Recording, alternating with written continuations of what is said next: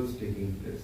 So through the global conversation, I learned something like we are sitting 5, 6 people here, we are learning from each other, exchanging ideas, having a conversation, a positive outlook is emerging. It's not that I am copying from Sir and Sir is copying from me. So this kind of pejorative understanding about human civilization and historical evolution will do no good to anyone. But through the global conversation, establish what we knew and then say what was the parallel. It was all parallel, the parallel tracks. The West is not a civilization of copyists or repackagers. And similarly, the East was not the generator of all knowledge. So they have generated certain knowledge, we have generated certain knowledge. So these knowledge have been exchanged. A global understanding has thrived on the basis of such conversations. Because even in the ancient times, you see the Harappan civilization, the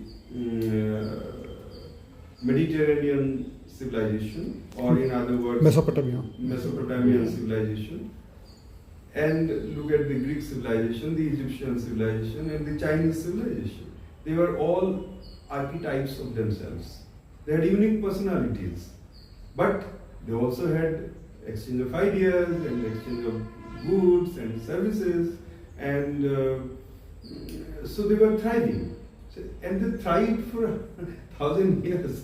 If we take the genesis of Harappan civilization and say its mature phase, so you just see 3,500 before Common Era to 1,500 before Common Era.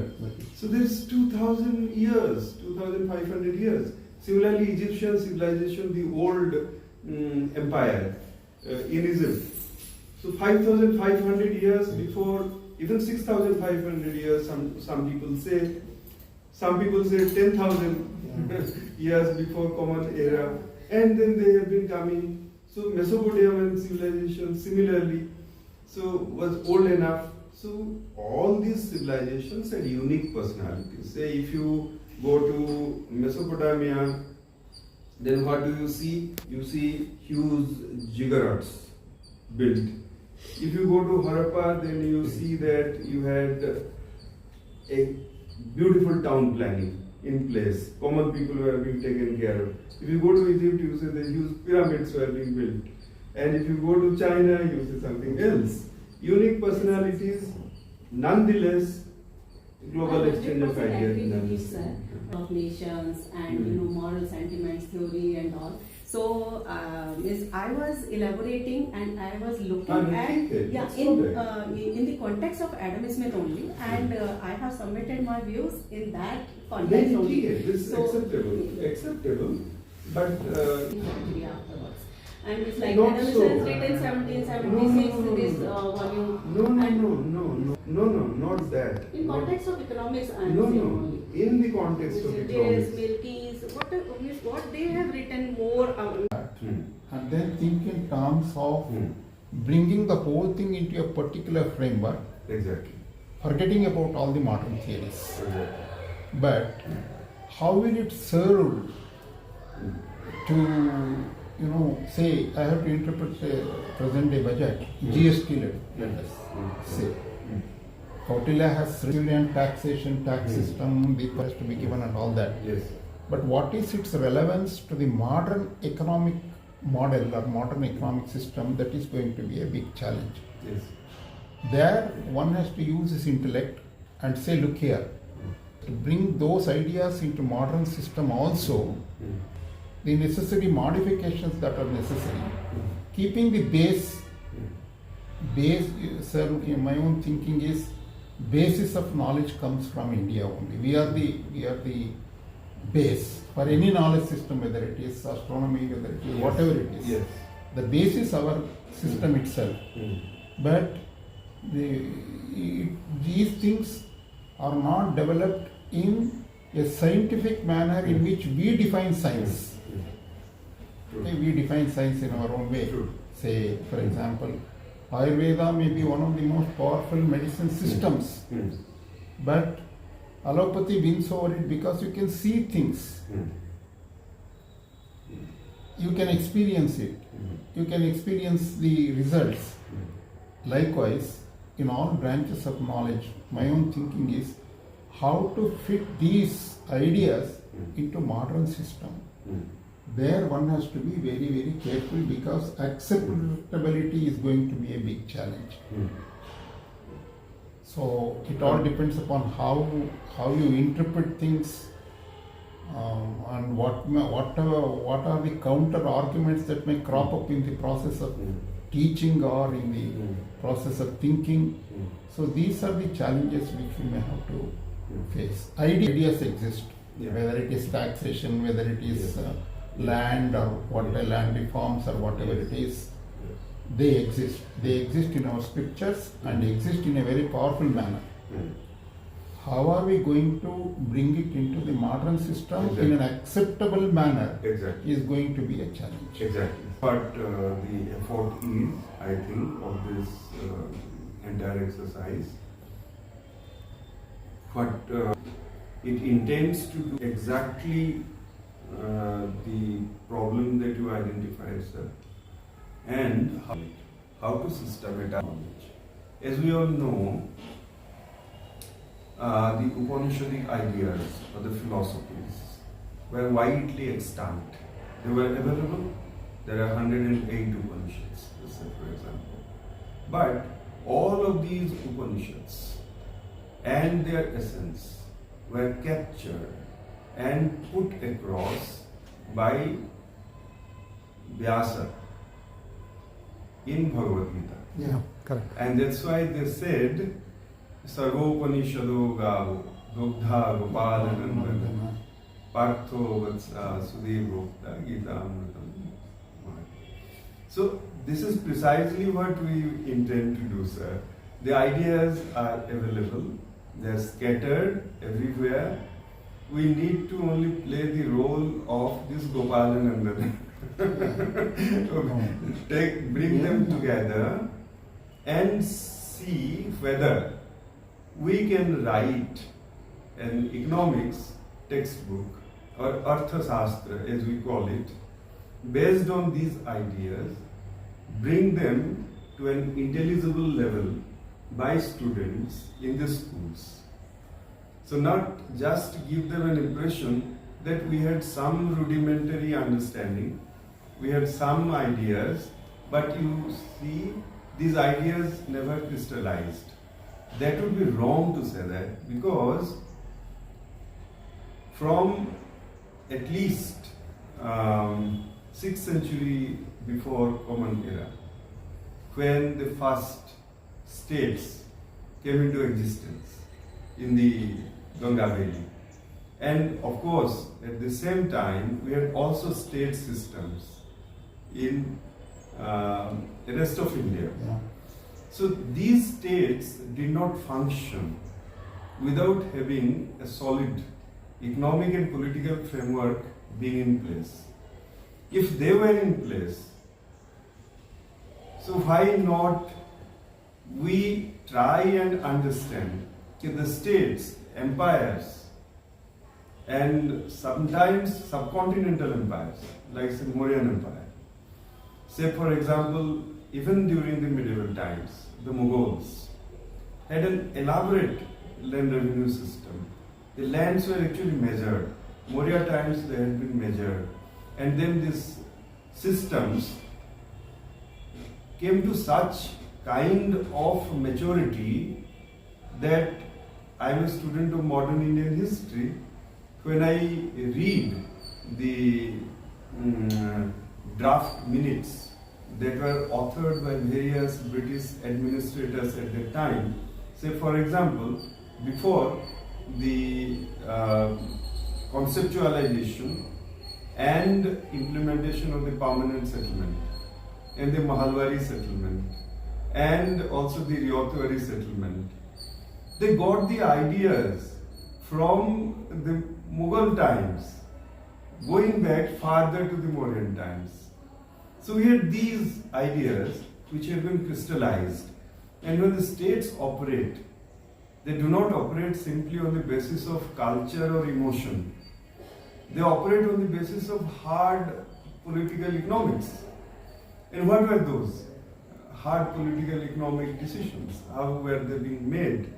So that is what we get to bring to the fore and explain to our students.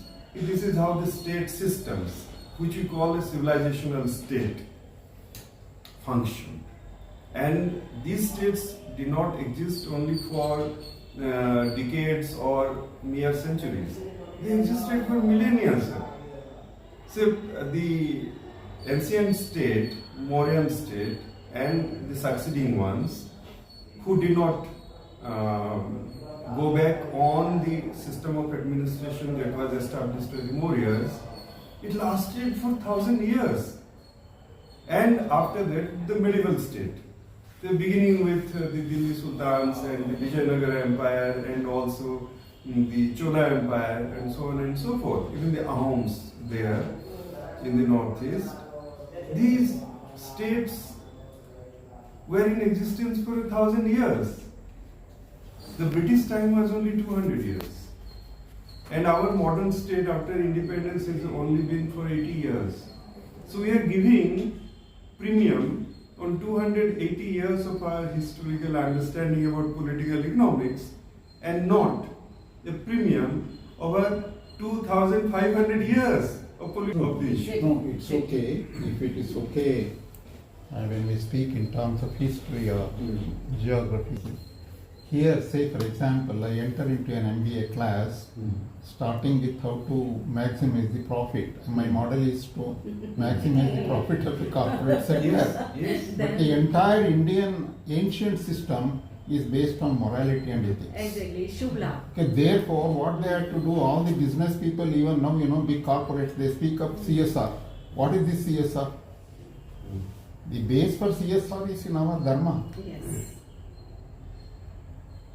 So, integrating these two things is going to be a challenge for us. How? Because I may start my class with dharma, saying that look here, nothing new is told by the modern economists or modern business people. We had this already. If at all we were to develop it in a very systematic manner, that's one thing. And our model itself, the economy itself would have been totally different. And it is going to be different in future also.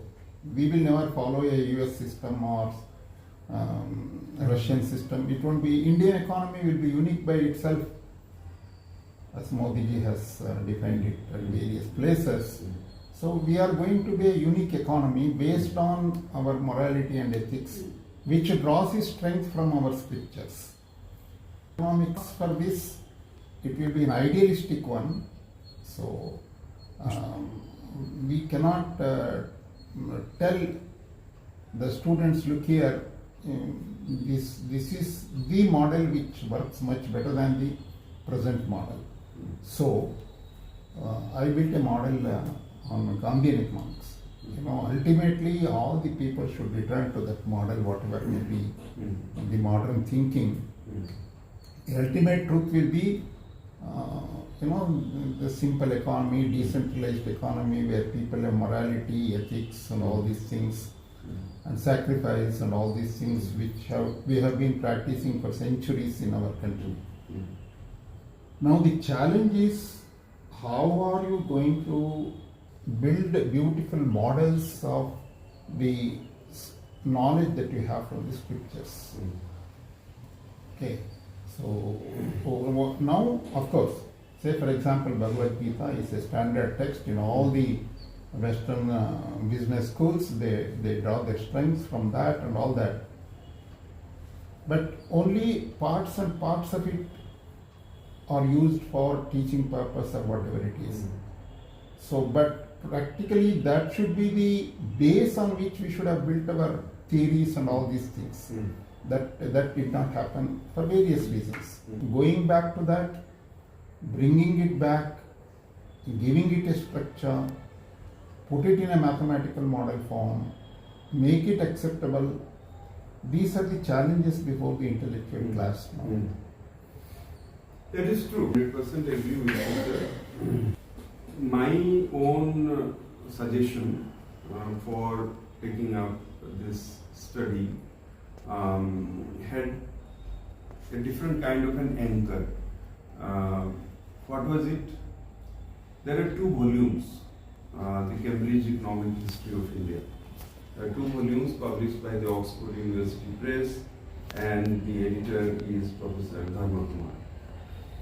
So many important scholars have contributed their articles to it, and they have, in a manner, traced the genesis of Indian economic system and political system conjointly from the Vedic times until the modern times. So Dharma Kumar has documented this progression of economic ideas getting translated into political economy and the running of the states.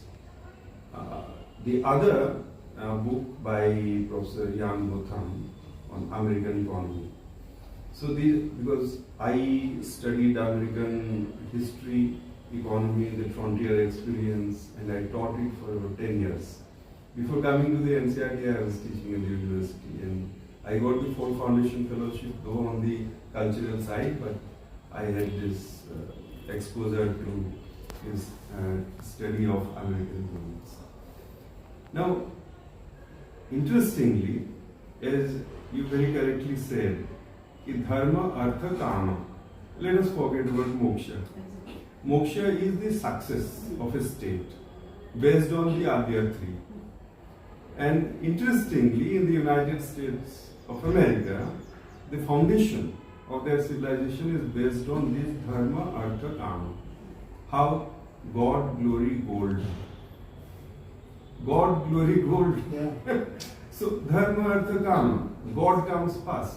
Dharma comes first. It provides us the base, on the basis of which we build our state. And that's what John Winthrop said. When the first Pilgrim Fathers arrived at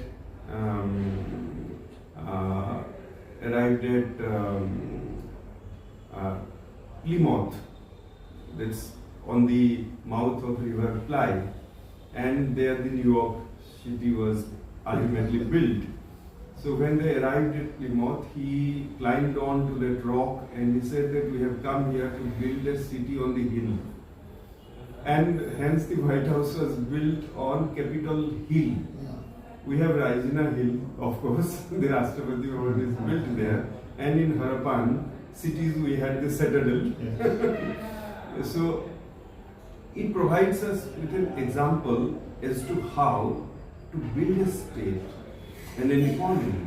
You need to have ethics at its core, at its base. So dharma comes there, which holds together. So your dharma is dharma. So that provides the base. And after that what? The state has a certain goal. The people, the nagarikas, have a certain goal. And then how to meet those goals? Through enterprise, through production processes, and then through a chain of distribution system. And equitable distribution also has to be there. Taxation has to be justifiable, and hence they say that like only honeybees you extract the honey from the flower without destroying it. So these all ideas were simply not dharmic. They were dharmic but also important practical lessons for this state, so that the peasants do not abandon their fields, they do not run away. So we never had a feudal system the way Europe had from 15th to 18th century. So we had peasants living with dignity and farming with dignity, and whatever the share they could give, they gave to the state, and hence the states prospered. War and peace were arrived at only on the basis of dharma again, but a very hard-nosed practical state policy. So this is how we sustain ourselves. Obstacle being put up by any state whatsoever. So we never had a fragmented state fragmenting the people or the culture or the society. Fragmented state means, in our context, unlike in Europe, was that the dominions were different. The rulers, dominions or territorial authority was limited. And these boundaries were continuously in flux. They were changing. They were changing simply because of the fact that the people were one. So the entire conception of India or China being civilizational states are based on this kind of premise. And if these premises come back today, it will be all the better for ourselves to, and besides, as per Dharma Kumar's tracing of economic history of India, sir, there was never a time when we had an economic crisis. And you see, during 280 years of modern economy coming into existence, how many times we had economic crisis? More than The economic systems were on several times on the verge of collapsing. Though they did not collapse, but they were on the verge of collapsing. But during last 2000 years or more, we never had such an economic crisis. We definitely had famines, with droughts, floods, other natural disasters. Maybe sometimes the international trade networks got disrupted because of war, pestilence, or other kinds of issues. But never the economic system itself came under the threat, because it had this base of dharma or error. So bring it to the fore, at least for the sake of students' understanding. Because we as students of history, we study economics in this way. So as our great teachers like Dharma Kumar, etc., Jan Botham in case of American economic history, they have taught us. So we understood economics in this way. But what happens, people, those who are in the economic discipline, they understand it as only some kind of a mechanism. It's a Newtonian understanding of economics. Mechanistic.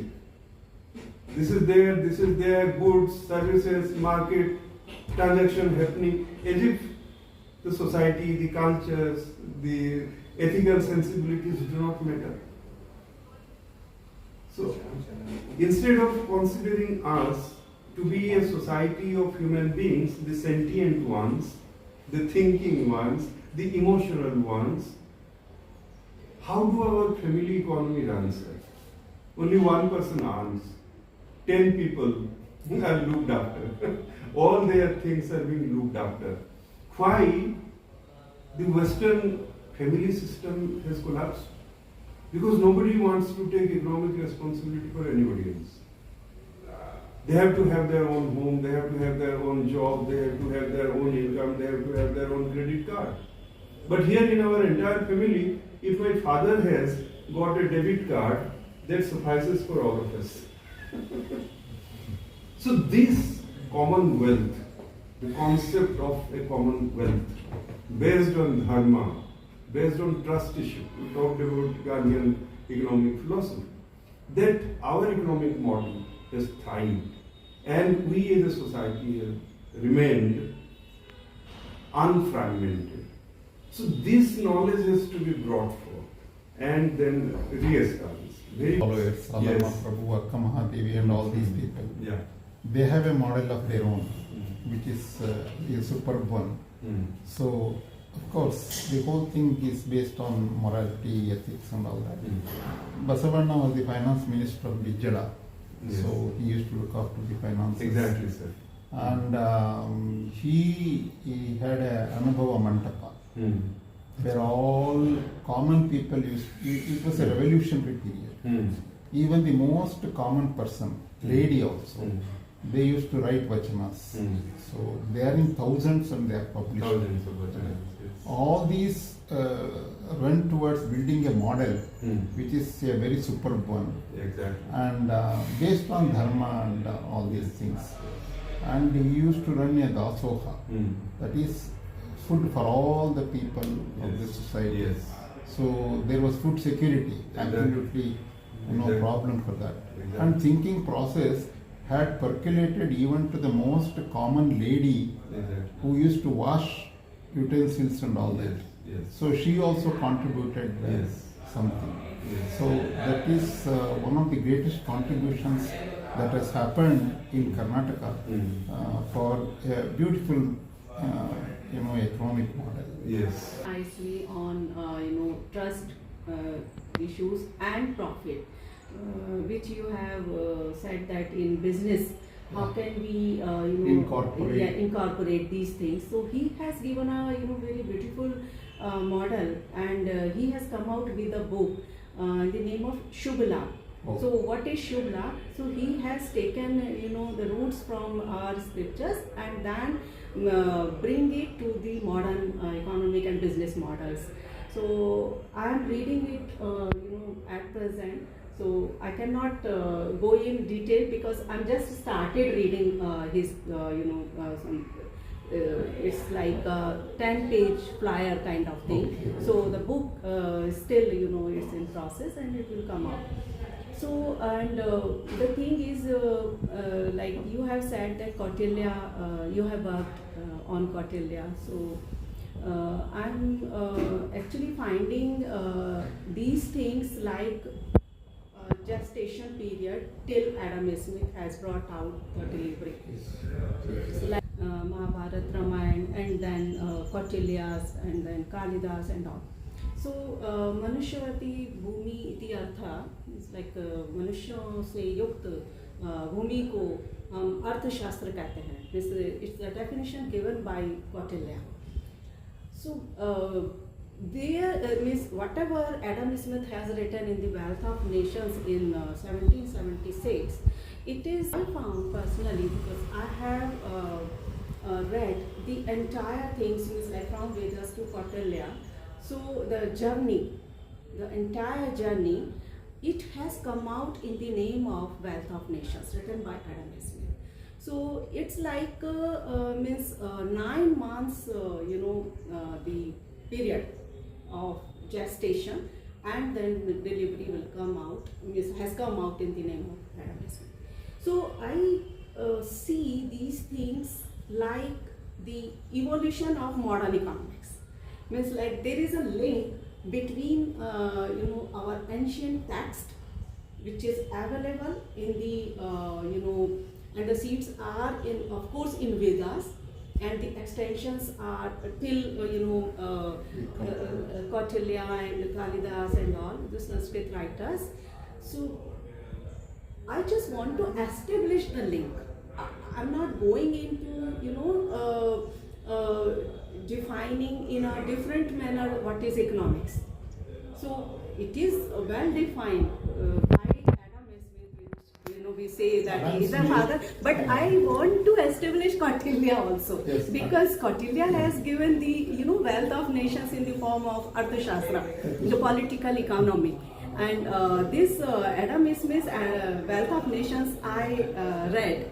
It is nothing but the the branding and packaging of the Kautilya's Arthashastra. No, madam. No. Actually, we should remember Adam Smith's another book, Theory of Moral Sentiments. Yes, we forget it actually. We forget it. I was just coming to this point. So it's a moral science. Yes. So, Adam Smith has not written the economics. Theory of Moral Sentiments. He has written the moral sentiments and the Wealth of Nations and inquiry into the nature and causes of Wealth of Nations. So, Miss, I see the things in this direction, and I am linking my scriptures, our scriptures to the so that means we can establish things. and we were in the 35% of GDP at one point of time. Angus Madison has written beautifully, and it is widely accepted that India was having 35% of GDP once upon a time. So why, and we were importing only one or two things. We were exporting, many, goods and services. So why can't we now?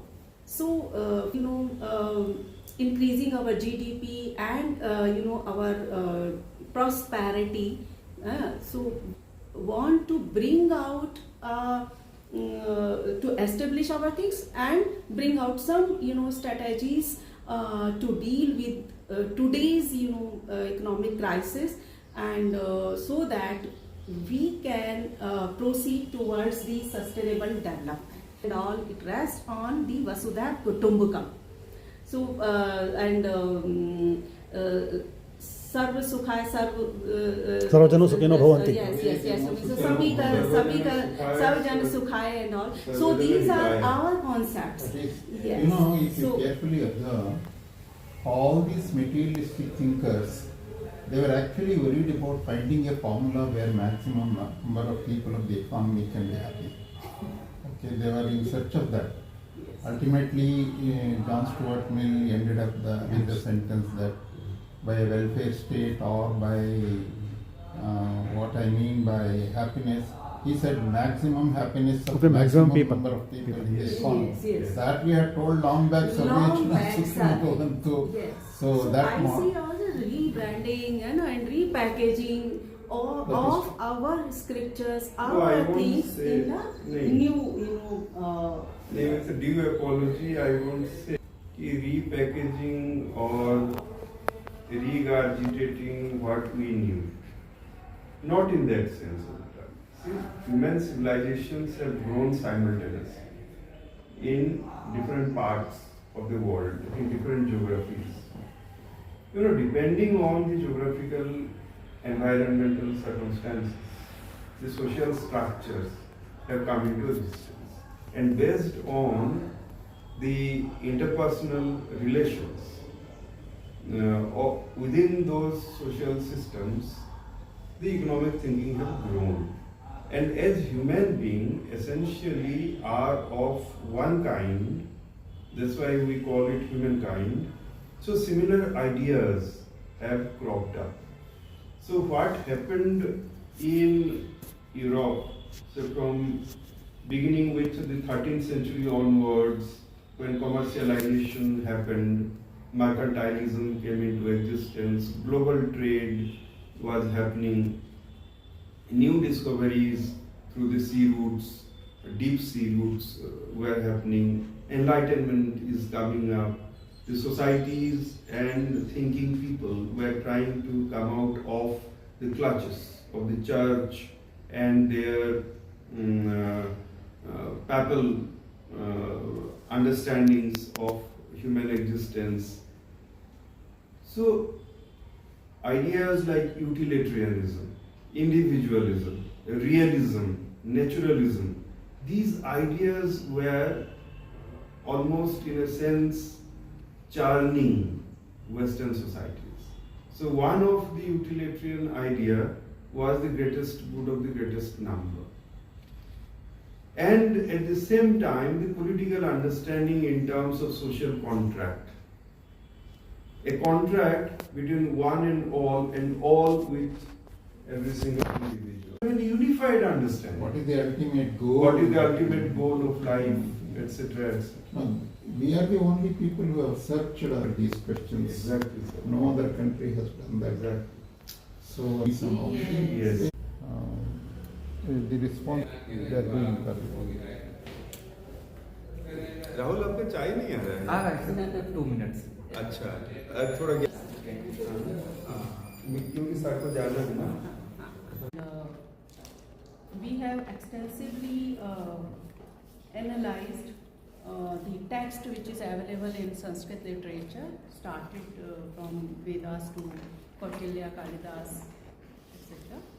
And it has been analyzed with the help of Sanskrit experts in the field like Baldevanand Sagarji. He is a renowned Sanskrit scholar, President awardee 2-3 times, and Dr. Sudhimna Acharya. He is also a well-known figure in the area of Sanskrit, and he has written Vedon ke Phool booklet, and he has elaborated the link between modern mathematics and Vedas. So this Vedon ke Phool entirely on mathematics and Veda linkage. And eminent economists also they have given their the field visit in the trust like Bastar and Patan and then in Kerala like that, to get the knowledge which these tribal people are having of welfare and Artha se Moolam Rajyam Rajya Moolam Indrije. So the Kautilya in chapter 6 verse 3 he has said this the root of wealth is the state. So this kind of production and labor to them is. So these kind of things, and in the area of trade and market regulation also we have a lot of work in this area, taxation and public welfare, Raj Dharma and Dharma.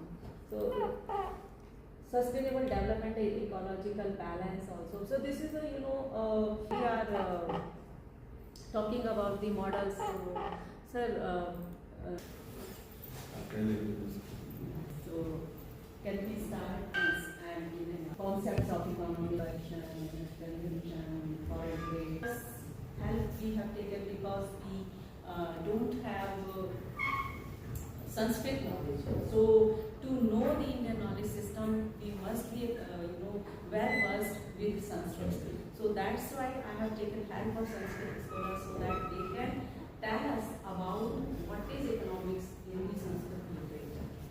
So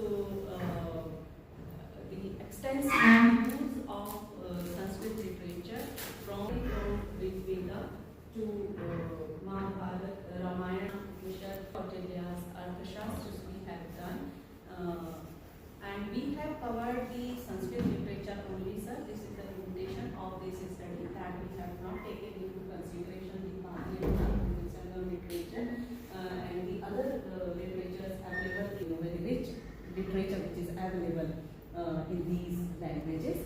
The Indian knowledge system and the present day economics.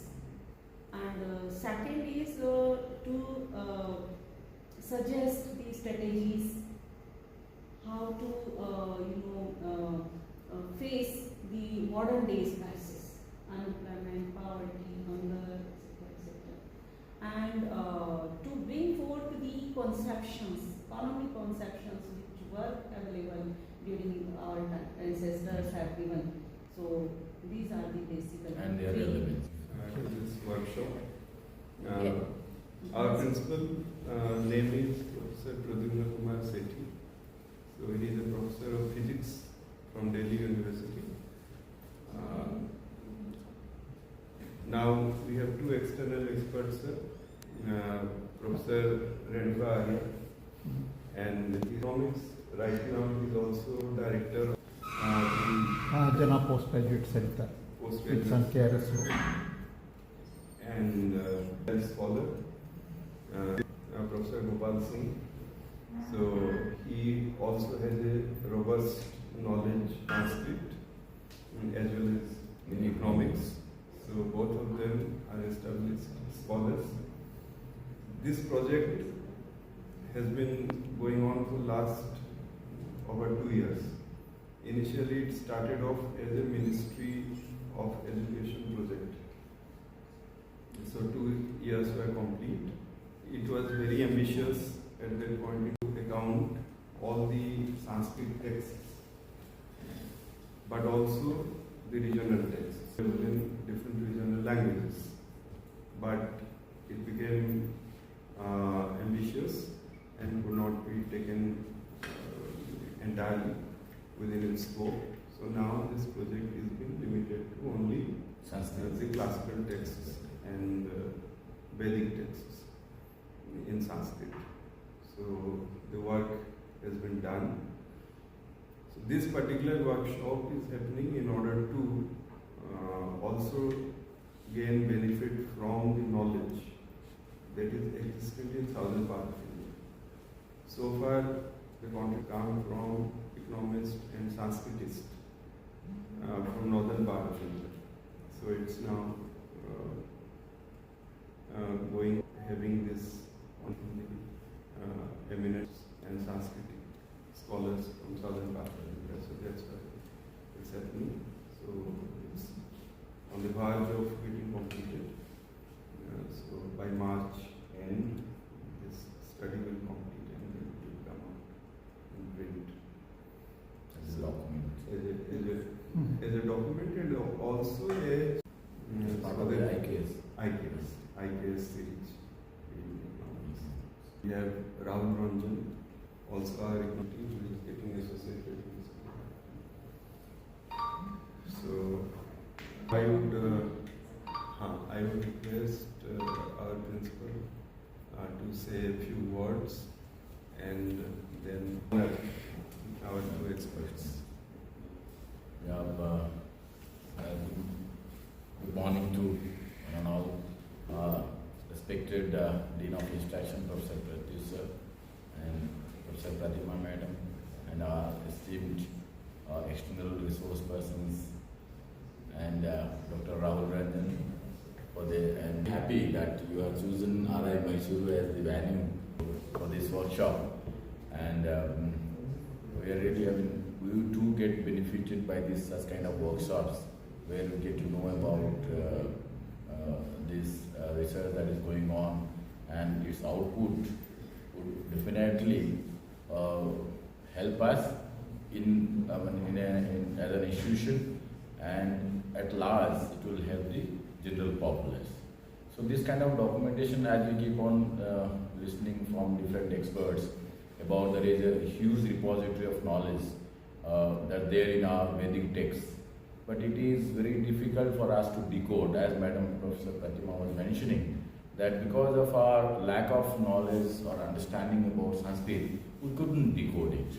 But now, as Professor Gopal sir, who is an expert of Sanskrit and as a well-versed person of economics as well, he would help us, and he has been helping us to know and decode all those informations, so that this should come to the fore, so that people would be able to know that how rich.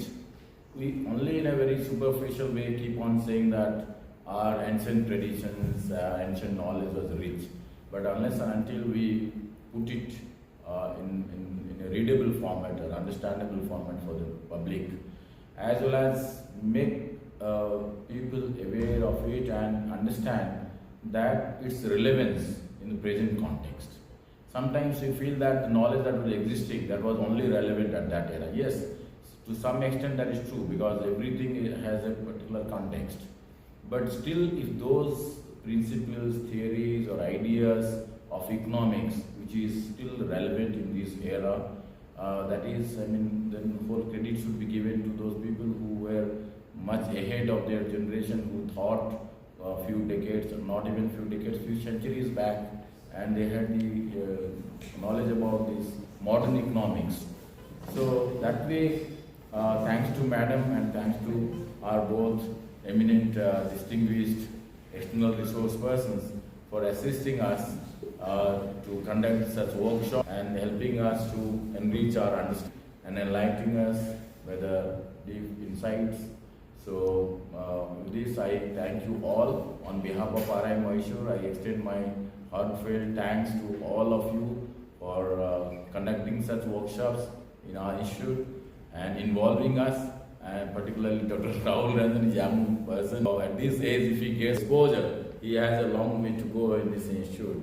So that way to definitely, and in long run, it would obviously, all these things are being done for the benefit and it will contribute to nation building. So with these words, I once again thank you all. and it should move forward on this direction. This is the right. No, that's absolutely true. I mean, we are also equally blessed. I mean, it might be a loss for him. I mean, coming from the council to this place, but I mean, I know he is facing a lot of hardships, but still, we are, from our perspective, we'll say that we are blessed to get such a person of huge experience, knowledge, and wisdom. So he has always been with us to show us the way and how to proceed in that. To know about an expert and a person of, I mean, really